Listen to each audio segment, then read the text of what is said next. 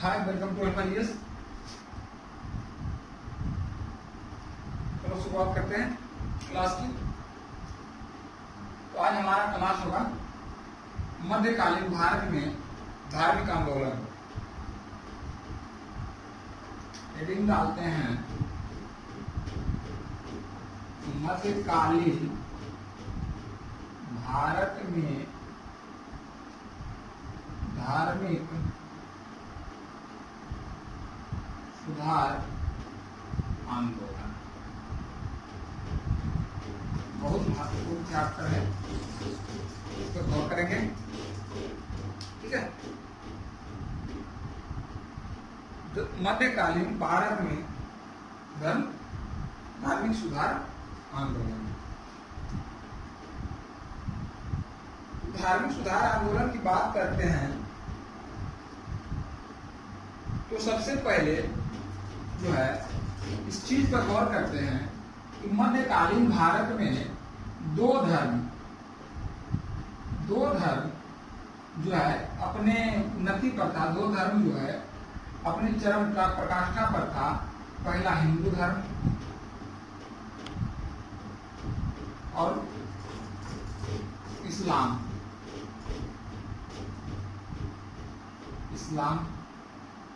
धर्म। ये दो धर्म जो है अपने पराकाष्ठा पर था। इस्लाम धर्म का जो है चरम सीमा पर था। इस्लाम धर्म चरम सीमा पर था।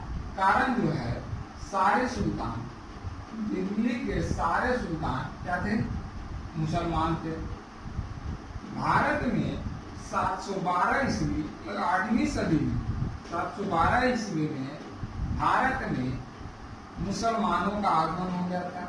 मुसलमान का आगमन हो गया था। मुसलमान के आगमन के बाद जो है 712 ईस्वी के बाद अर्थात 8वीं सदी के अंत तक, 8वीं सदी के अंत तक जो है भारत में इस्लाम धर्म का उदय हो चुका था। इस्लाम धर्म का उदय हो चुका था 8वीं सदी में इस्लाम धर्म का उदय हो चुका था। अब जो है इसके पहले पर थोड़ा सा जाएंगे। इसके पहले हिंदू धर्म में भी क्या होता है? 7वीं 8वीं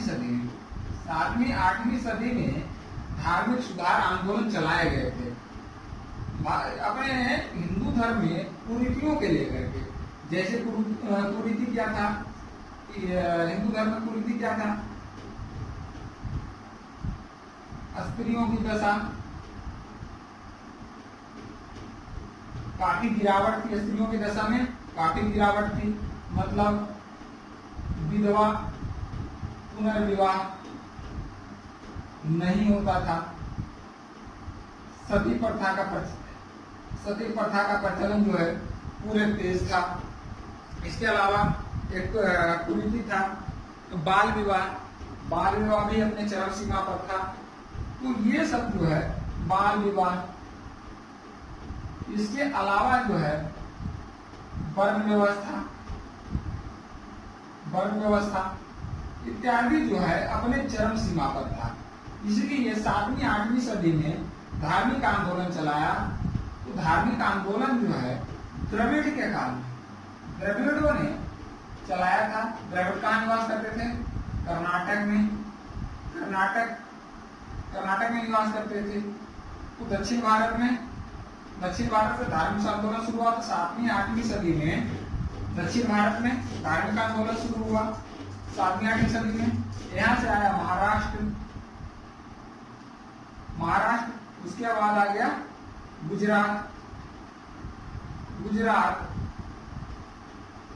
महाराष्ट्र के बाद गुजरात आ गया। और गुजरात से जो है दक्षिण भारत से उत्तर भारत लाने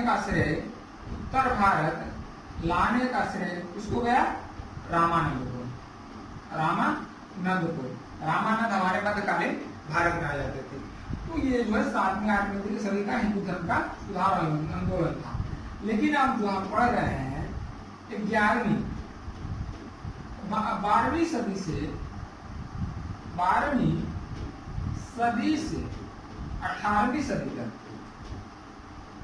18वीं सदी तक धार्मिक सुधार आंदोलन, 12वीं सदी से 18वीं सदी तक धार्मिक सुधार आंदोलन पढ़ रहे हैं।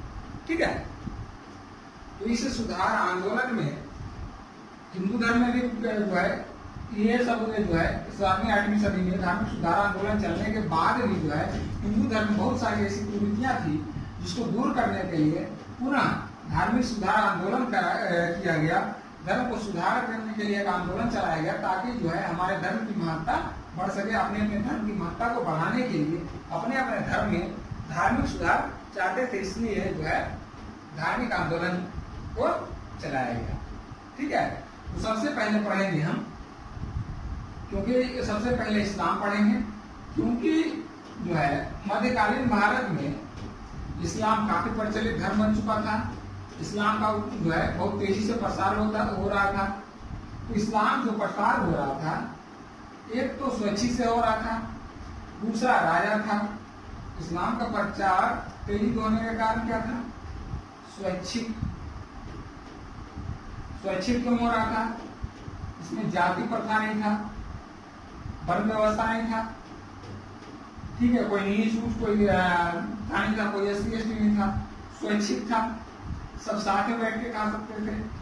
दूसरा, राजा जो था, सभी सुल्तान क्या थे? मुस्लिम थे। जब एक राजा कोई धर्म को मान लेता है, कोई धर्म को राजाश्रय प्राप्त प्रदान कर देता है, तो अपने आप जो है वहां की जनता, वहां की लगभग सारी जनता उस धर्म को, उस चीज को मान लेता है। तो क्या होता? राजा क्या था? मुस्लिम था, तो जनता क्या हो गया? मुसलमान बनना संभव हो गया। तीसरा जो था कट्टरपंथी,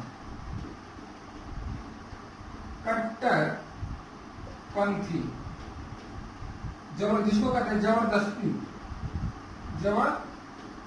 जो है इस्लाम को कबूल कराया गया, इस्लाम को स्वीकार कराया गया, इस्लाम धर्म में परिणत किया गया, धर्म परिवर्तित किया गया। ये तीन चीजें जो है 11वीं 12वीं सदी में या मध्यकालीन भारत में जो है ये चीज आ चुका था। पूरे भारत में ही पूरे जितना भी कंट्री आसपास जो था, अरब पहाड़ी देश में या भारत में पूरे में ये जो है छा गया था। कट्टरपंथी सर्वाधिक था।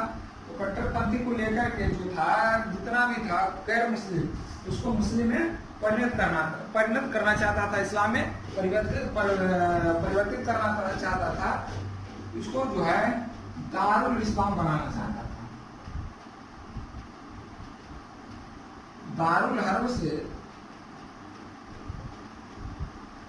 दारुल इस्लाम में परिवर्तित करना चाहता। मुख्य उद्देश्य कट्टरपंथियों का यही था, दारुल इस्लाम से दारुल इस्लाम में परिवर्तित करना। दूसरा जो था कट्टरपंथी में आता है, जितने भी सुल्तान हुए, सब कौन सा सुल्तान हुए? सुन्नी मुसलमान। क्योंकि मुसलमान जो है मध्यकालीन भारत तक दो भागों में बंट गया था, शिया और सुन्नी। जितना भी मुसलमान हुए मध्यकालीन भारत में सुल्तान, वो कौन थे? सुन्नी मुसलमान थे।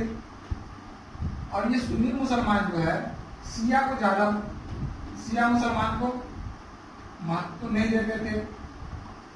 तो शिया मुसलमान कट्टरपंथी के कारण जो शिया मुसलमान को महत्व नहीं देता था, इसीलिए जो है मुस्लिम धर्म में धार्मिक आंदोलन चलाया गया। ये सब कारणों को लेकर के इस्लाम धर्म में धार्मिक आंदोलन चलाया गया। और ये जो धार्मिक आंदोलन चलाया गया वो जो है सूफियों के द्वारा, इसके द्वारा चलाया गया, सूफियों।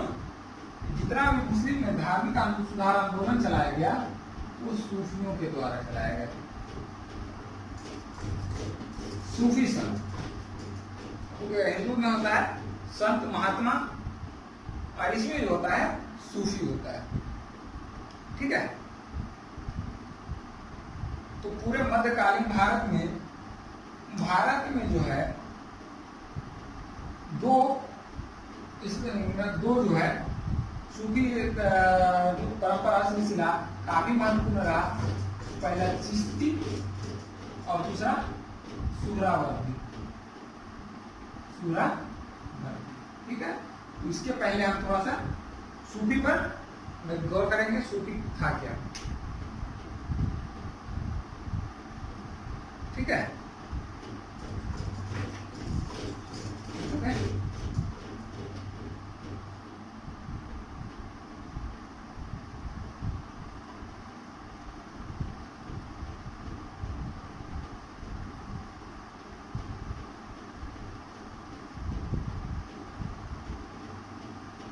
सूफियों पे गौर करेंगे। तो जो है सूफी शब्द का जो है उल्लेख सबसे पहले सबसे पहले सूफी शब्द का प्रयोग जो होता था अबुल नस्र अल सिराज। अबुल नस्र अल सिराज का किताब था किताब उल नुमा का कृति था किताब उल नुमा। इसमें जो है सूफी शब्द का चर्चा किया गया था। सूफी शब्द का चर्चा मिलता है। अबुल नस्र अल सिराज का जो है किताब उल नुमा में सूफी शब्द का चर्चा मिलता है।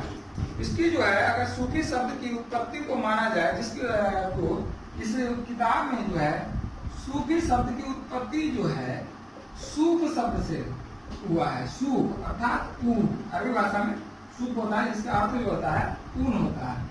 और सूफी संत जो थे ऊन के कपड़े पहनते थे, उनके कपड़े पहनते थे अर्थात सूफ के कपड़े पहनते थे, इसीलिए इनका नाम या इनको कहा गया सूफी कहा गया है। ठीक है, पहला। दूसरा उत्पत्ति ये हो गया सूफ किसके? अबुल नस्र अल सिराज के किताब उल नुमा से। दूसरा जो मिलता है इस्लाम में सफा शब्द से माना जाता है सूफी का उत्पत्ति। इसका जो सफा का अर्थ होता है पवित्र, अर्थात कहा गया है सूफी जो होते हैं पवित्र होते हैं, पवित्र लोग होते हैं, इसीलिए इनका नाम क्या है? नाम पड़ा सूफी नाम पड़ा।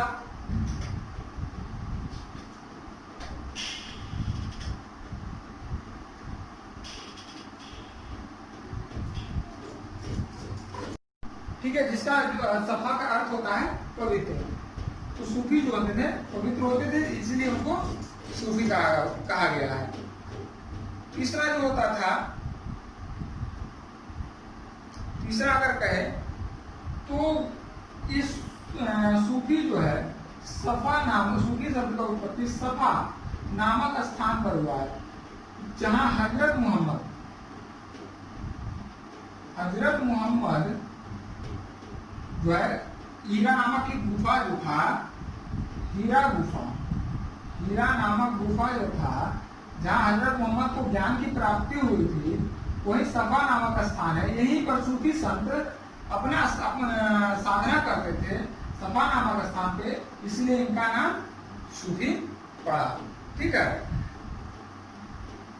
और जो है इनका नाम सूफी पड़ा सफा नामक स्थान पर। ये हो गया इनकी उत्पत्ति।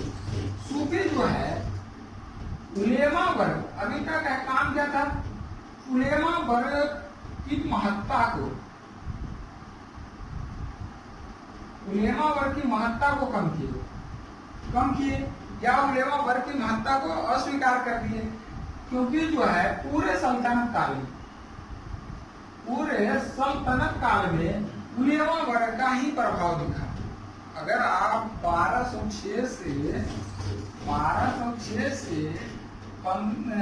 1526 तक की बात करें तो इस पूरे के दौरान, पूरे सल्तनत काल के दौरान जो है मुस्लिम धर्म में सुन्नी धर्म मिलता, यानी सुन्नी उलेमा जो थे उनका प्रभाव मिलता है।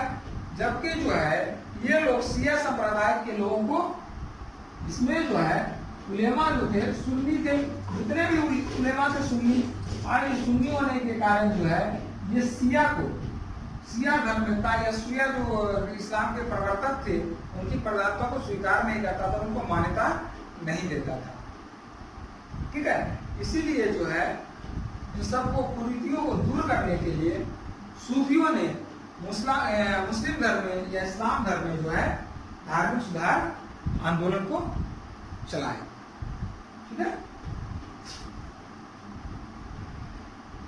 प्रारंभ में जो है सूफियों ने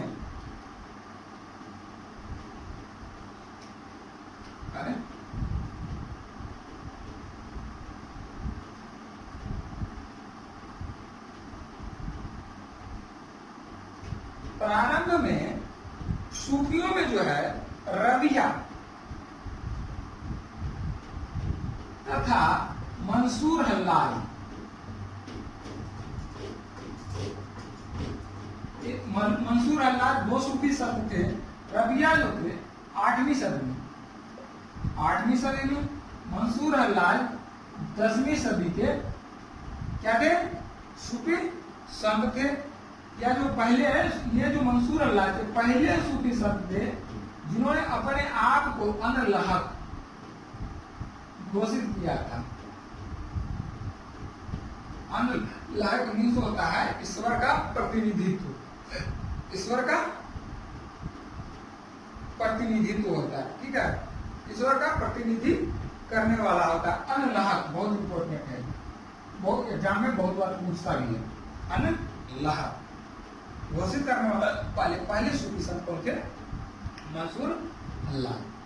सूफी से जो है सूफियों का जो उदय हुआ था कहाँ हुआ था, अरब में हुआ था, अरब कंट्री खाड़ी कंट्री में हुआ था। ठीक है, मंसूर हल्लाल धनी थे, तो इनका जो था अरब में एक सिद्धांत था जो सबसे पहले जो है यह सिद्धांत जो दिया था इब्नुल अरबी सिद्धांत दिया था। कौन सा सिद्धांत दिया था भाई, ये दिया था वहदत अल वजूद, वहदत अल वजूद, वहदत उल वजूद। इसका जो अर्थ होता है वहदत उल वजूद का, ईश्वर एक है और वह संसार के सभी वस्तुओं का निर्माता है। इसका अर्थ होता है ईश्वर एक है और वह जो है संसार के सभी वस्तुओं का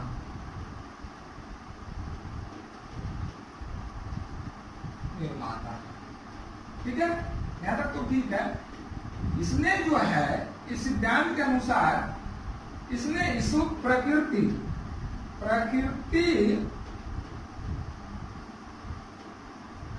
इसने प्रकृति और जीव के बीच का जो रिश्ता था मालिक और गुलाम का स्थापित किया। मालिक और गुलाम का, वहदतुल वजूद, ईश्वर एक है।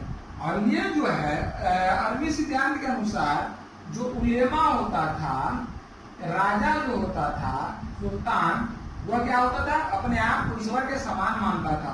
अर्थात जो है राजा वो कहता था कि राजा ही ईश्वर है और ईश्वर एक है और वह संसार को सभी वस्तुओं को बनाया है। तो इस चीज को जो है सूफियों ने भारी विरोध किया था। यह जो है इस सिद्धांत के अनुसार जो है प्रकृति और जीव के बीच जो था मालिक और गुलाम का था। इसका क्या था, मालिक और गुलाम का था। जबकि सूफी का जो सिद्धांत था उन्होंने प्रकृति को क्या कहा, प्रियतमा। और अब क्या होता है, जीव को प्रियतमा और प्रियतम की जो है बीच का रिश्ता अपनाया, यानी जो है संबंध को स्थापित किया सूफी। और इसका जो था मालिक और गुलाम का था। सूफी जो है, ये सूफी जो थे, ये जीवन, सूफी जो है, सूफी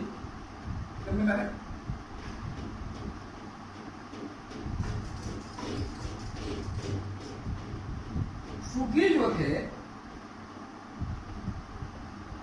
वह सभी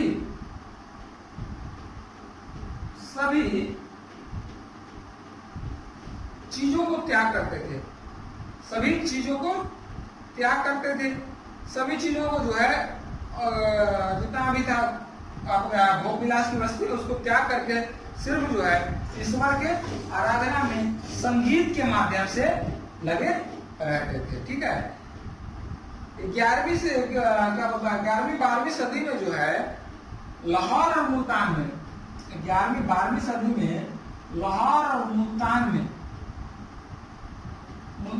में सूफियों का जमघट था, सूफियों का जमघट था। और इस्लाम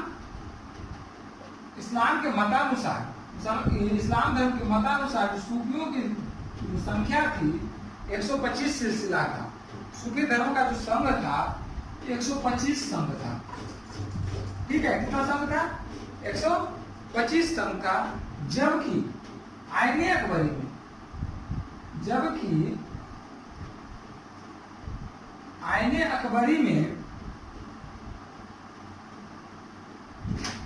जबकि आईने अकबरी में इनकी संख्या कितनी बनाई गई है? सूफियों या संघों की संख्या, सूफी संघों की संख्या कितनी बताई गई है?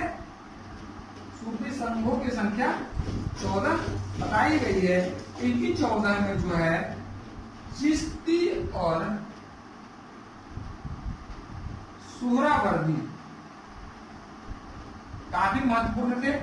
इस पर जो है हम आगे चर्चा करेंगे। ठीक है, सूफी जहां निवास करते थे, सूफी संत जहां निवास करते थे, इनका निवास स्थान को कहा जाता है खनकाह, या कहीं कहीं मठ भी कहा जाता है, कहीं कहीं मठ शब्द का भी प्रयोग किया जाता है। और जो लोग सूफी धर्म का ग्रहण कर लेते थे उसे कहा जाता था मुरीद। उसे क्या कहा जाता था? मुरीद कहा जाता था। ठीक है, इसमें जो थे एक संत सुहरावर्दी के थे, शेख मूसा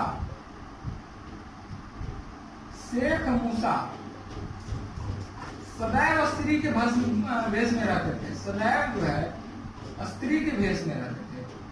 शेख मूसा जो थे सदैव स्त्री के भेष में रहते थे। काफी महत्वपूर्ण है, काफी बार एग्जाम में पूछा जाता है।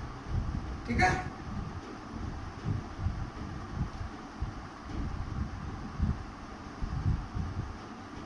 ऐसे सूफी संत के लिए, सूफी बनने के लिए जो है, सूफी का परम पद यानी सूफी को जो है एक मान्यता प्राप्त संत बनने के लिए उसे 10 अवस्थाओं से गुजरना पड़ता था। वो भी बता देते हैं। 10 अवस्था, 10 अवस्थाओं से गुजरना पड़ता था सूफी के लिए। सूफी संत बनने के लिए, सूफी संत की मान्यता प्राप्त करने के लिए 10 अवस्था क्या क्या हो सकता था? तौबा पहला, इसका अर्थ होता है पश्चाताप। ठीक है, दूसरा होता था वजा, जिसका अर्थ होता है संयम, वजा अर्थात संयम। तीसरा होता था तवाकुल,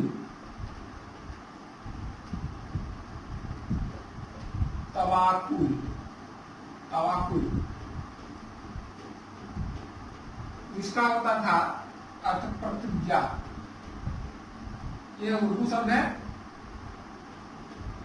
और ये इधर अर्थ बता रहे हैं। ठीक है, चौथा होता था जुहद, जिसको कहते हैं भक्ति।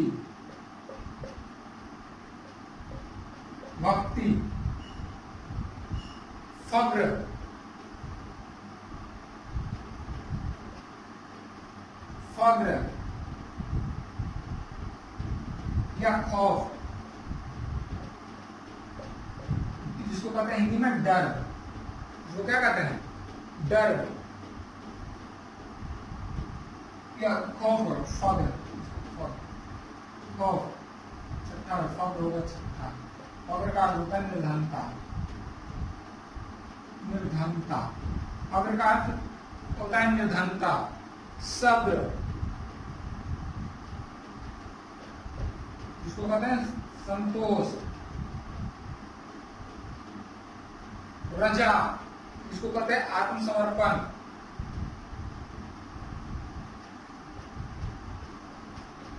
आत्म समर्पण।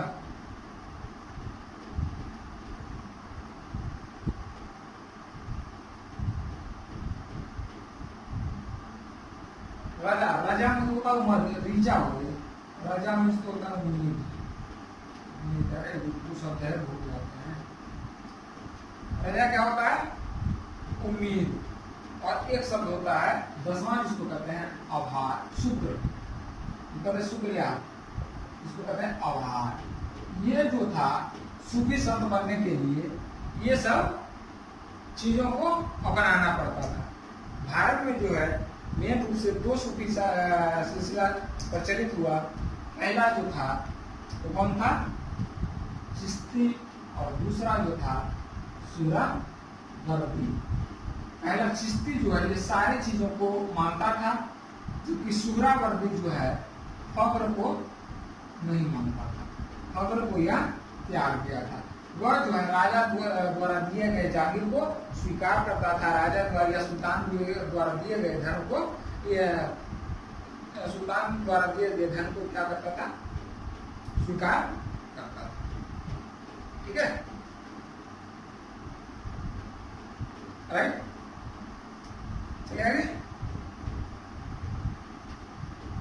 चलिए देखते हैं चिश्ती और सुहरावर्दी। पहले चिश्ती देख लेते हैं।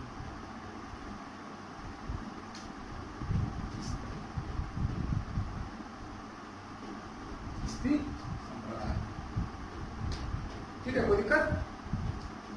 तो जानते थे हमारे जो है भारत में इस्लाम धर्म का आगमन जो है 7वीं सदी में हो गया, 8वीं सदी में हो गया, 712 ईस्वी में। हमारे जो है भारत में 712 में इस्लाम का आगमन हो गया था। 8वीं सदी में जो है इस्लाम पूरे देश में फैल गया था। और तो जब इस्लाम को फैल रहा था तो कट्टरपंथ का जो है अपने चरम सीमा पर बढ़ता जा रहा था। कट्टरपंथा जो है अपने चरम सीमा पर बढ़ता जा रहा था। पंथा जो है मुस्लिम धर्म, इस्लाम धर्म में जो है धार्मिक सुधार आंदोलन आए। धार्मिक सुधार आंदोलन अरब कंट्री के खाड़ी देशों में हुआ। उसके बाद जो है जब 12वीं सदी में जो है अनेक 12वीं सदी में हेरात में ख्वाजा अब्दुल चिश्ती ने ख्वाजा अब्दुल चिश्ती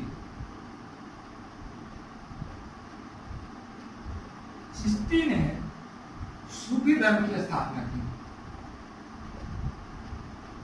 सूफी धर्म की स्थापना किया, ठीक है, कहाँ? हेरात में।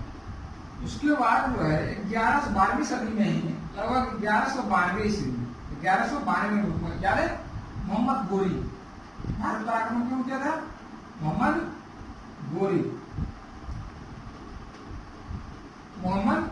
गोरी के साथ जो है भारत में ख्वाजा मोइनुद्दीन चिश्ती,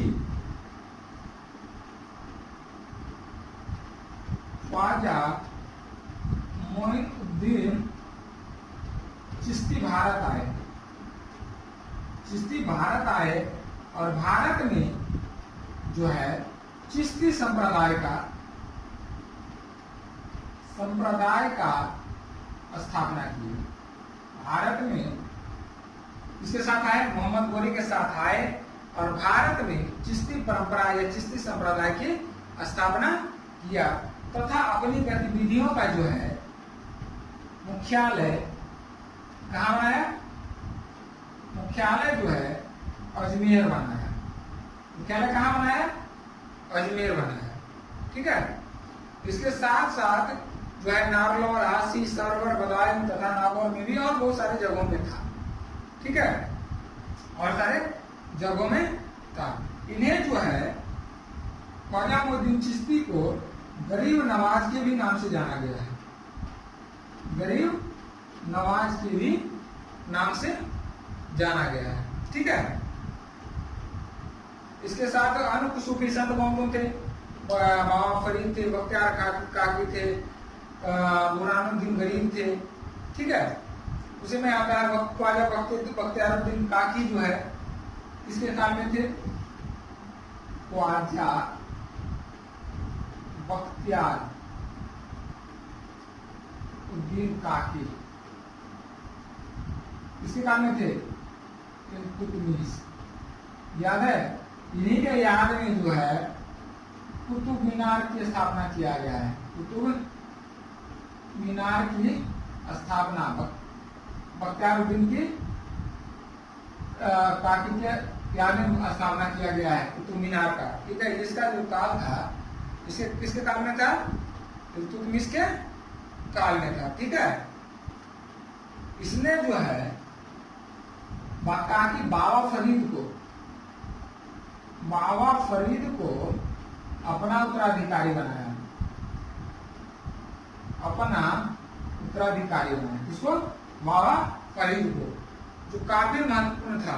बाबा फरीद इनका जो था काफी महत्वपूर्ण इसलिए था कि इनका जो था सबसे पहले गरीब लोगों से लगाव था। और दूसरा महत्वपूर्ण बात है कि गुरु ग्रंथ साहिब में इनकी रचनाओं का जो है उल्लेख मिलता है। इनकी रचनाओं का उल्लेख मिलता है या इनके रचनाओं का भी जो है गुरु ग्रंथ साहिब में शामिल किया गया है। इनकी रचनाओं को जो है गुरु ग्रंथ साहिब में शामिल किया था। जो इनकी रचनाओं को सिख धर्म में भी शामिल किया गया, इसलिए महत्वपूर्ण है।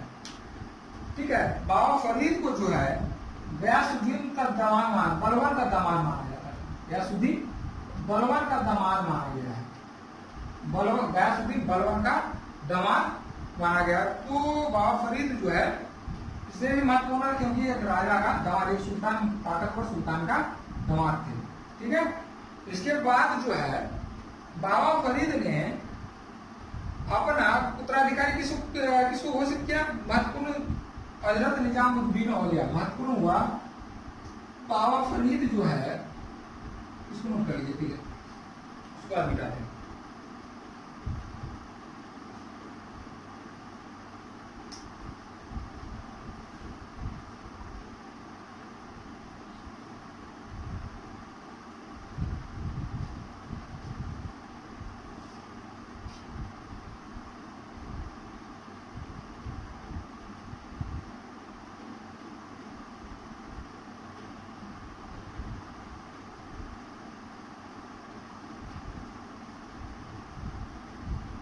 बाबा फरीद जो है अपना शिष्य निजामुद्दीन औलिया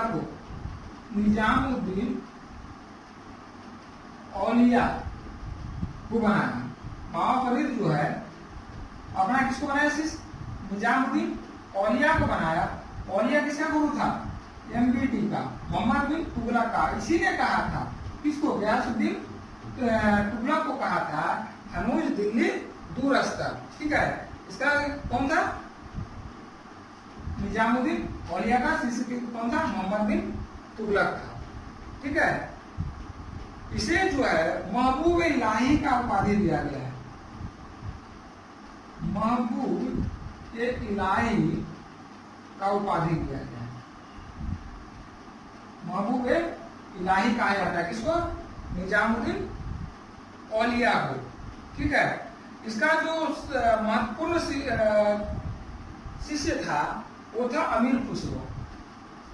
इसका जो महत्वपूर्ण शिष्य था अमीर खुसरो था। और अमीर खुसरो को कहा जाता है कि जब अमीर खुसरो ने निजामुद्दीन औलिया का इनकी मृत्यु का समाचार सुना, निजामुद्दीन औलिया की मृत्यु का समाचार सुना, उसी दिन जो है उसके अगले दिन अमीर खुसरो ने अपना प्राण को त्याग दिया था। ठीक है, यह जो था निजामुद्दीन औलिया का सबसे प्रिय शिष्य था, इसीलिए निजामुद्दीन इसको तुर्कल्लाह कहा जाता है। तुर्कल्लाह, ठीक है, तुर्कल्लाह कहा, तुर्कुल्लाह कहा जाता है, तुर्कुल्लाह। ठीक है, औलिया जो था और महत्वपूर्ण औलिया जो था ये योग विद्या को अपनाया। अभी तक जो है पूरे हिंदू धर्म में योग विद्या को अपनाया जाता था, लेकिन निजामुद्दीन औलिया जो थे इन्होंने योग विद्या को अपनाया। योग विद्या को अपनाया और योग विद्या अपनाया, इस हद तक अपनाया गया कि इसे जो है योग सिद्धि की उपाधि दे दिया गया। योग सिद्ध की उपाधि दे दिया, अर्थात जो है योग सिद्ध सूफी संत। कौन था? निजामुद्दीन औलिया था। ठीक है, इसे जो है इसने पूरे सूफी संप्रदाय जो है संगीत के माध्यम से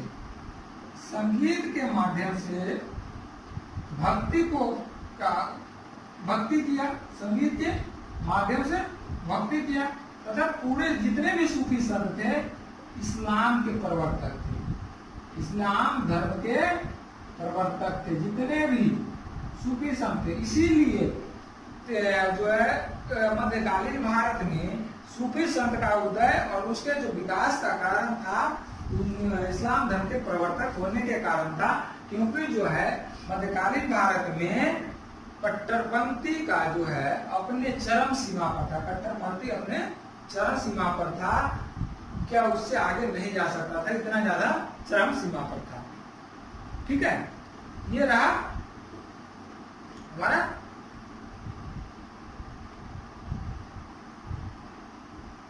उत्तर भारत में सूफी आंदोलन। दक्षिण भारत में जो है थोड़ा सा पढ़ लेते हैं। 1340 में दक्षिण भारत में शेख बुरहानुद्दीन गरीब, दक्षिण भारत में यही आ जाते हैं। दक्षिण भारत में 1340 में शेख बुरहानुद्दीन गरीब ने चिश्ती संप्रदाय की स्थापना की। 1340 वही है इसका काल, मोहम्मद बिन तुगलक का काल।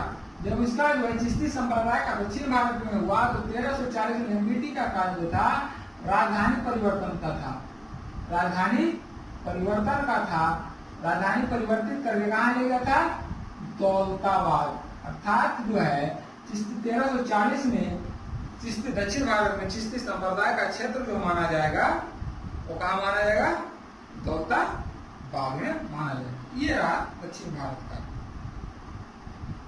चिश्ती संप्रदाय। उसके बाद आ जाते हैं सुहरावर्दी पे।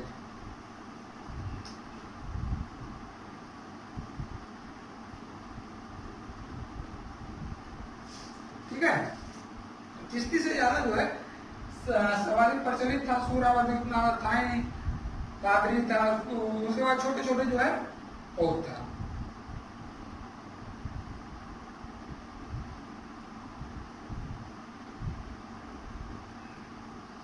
ठीक है,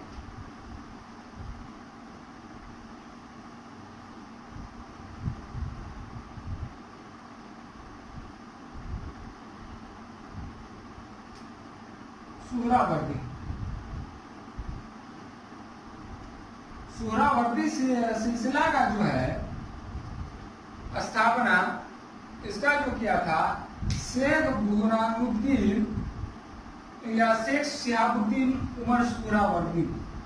शेख शिहाबुद्दीन उमर सुहरावर्दी इसकी स्थापना किया था। शेख शिहाबुद्दीन उमर सुहरावर्दी किया था, लेकिन जो है इसका जो पूरा विस्तार नहीं कर पाया। इसको जो है पूरा विस्तार जो है 1262 के बाद शेख बदरुद्दीन जकारिया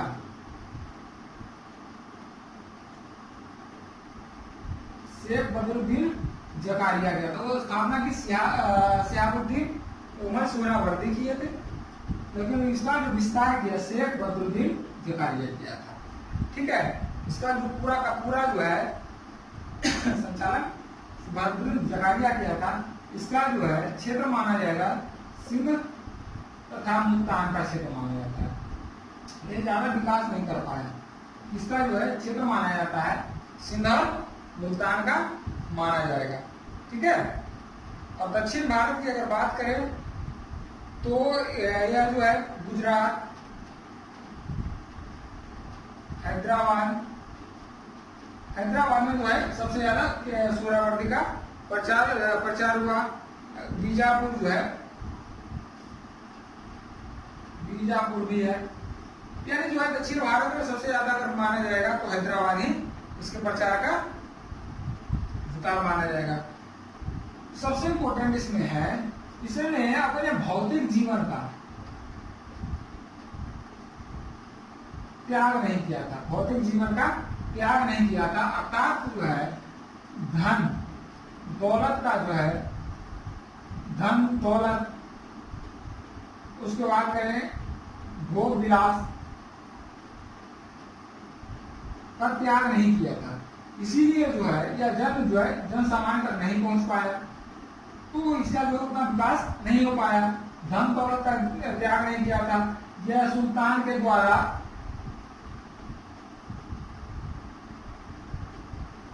दिए गए जागीर को जो है लेता था। जागीर के अलावा जो है उसमें अपना पैसा जो भी है पुरस्कार के रूप में जो दिया जाता था, जीवन यापन के लिए दिया जाता था, वो जो है लेता था।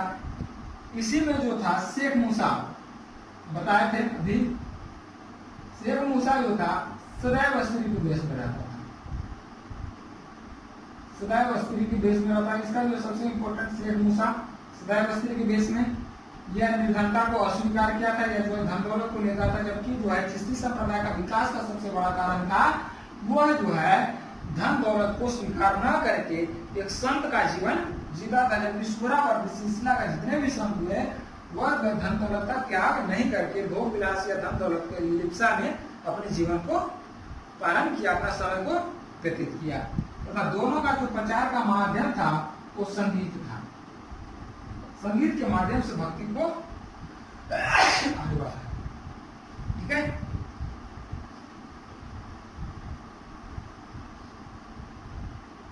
इसके अलावा और बहुत सारे थे।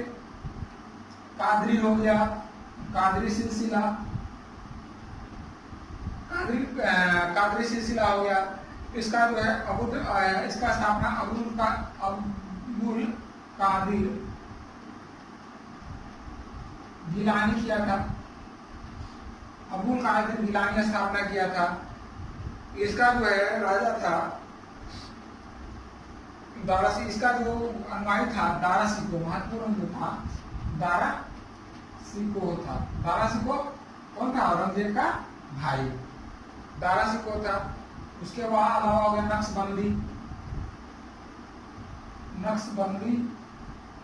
नक्शबंदी सिलसिला। इसका जो है भारत में इसका स्थापना ख्वाजा बाकी बिल्ला, इसका जो स्थापना किया था ख्वाजा उबैदुल्ला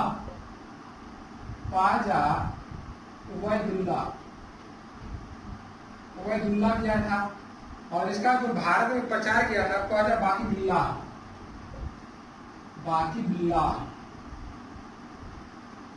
इसका प्रचार किया था नक्शबंदी का। इसका जो था